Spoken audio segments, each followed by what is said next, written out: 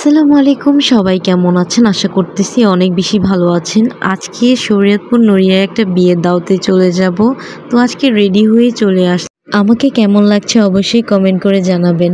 তো শরীয়তপুর নড়িয়ার দাওয়াতে কি খাবার দেয়, কি করলাম না করলাম, তো ভিডিওটা পুরো ফুল দেখতেই থাকেন, সাথে থাকেন, অবশ্যই ভালো লাগবে। বাসা থেকে বেরিয়ে গেলাম, রওনা দিলাম দাওয়াতের উদ্দেশ্যে। এই তো বাবুর জন্য একটু মামপটে পানি নিয়ে নিলাম, অটো চলে এসেছে।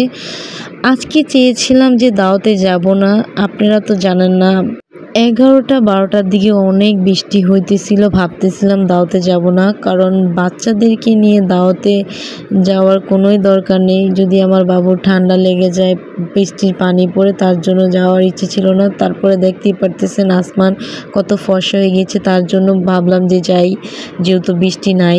তার জন্য এখন চলে আসলাম বড় আপুকে রিসিভ করার জন্য, আমার বড় ননাস।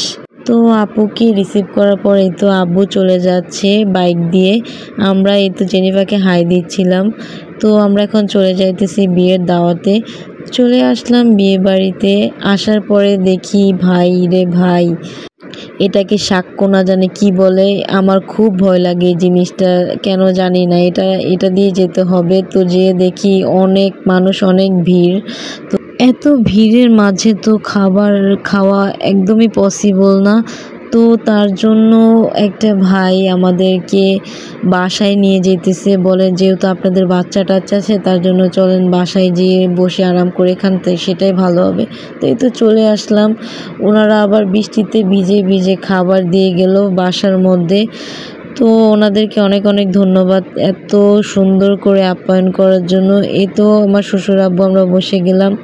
আমি এই তো রোস্ট নিয়ে এদিকে ছিল রোস্ট, চিকেন ফ্রাই, তারপরে হচ্ছে গরুর মাংস, আবার বোরহানিও ছিল। এদিকে সবাই খেতে খেতে হঠাৎ করে কারেন্ট চলে যায়, সবার ফ্ল্যাশ লাইট ধরিয়ে আমরা খাবার খাচ্ছিলাম। তো বাইরে কিন্তু অনেক বৃষ্টি হইতেছিল, তো সব মিলিয়ে অনেক মজাই লাগতেছিল। এদিকে কিন্তু ওই ক্লিপগুলো নেওয়া হয়নি, আমার ছেলে কিন্তু অনেক জ্বালাইতেছিল, খাইতে দিতেছিল না।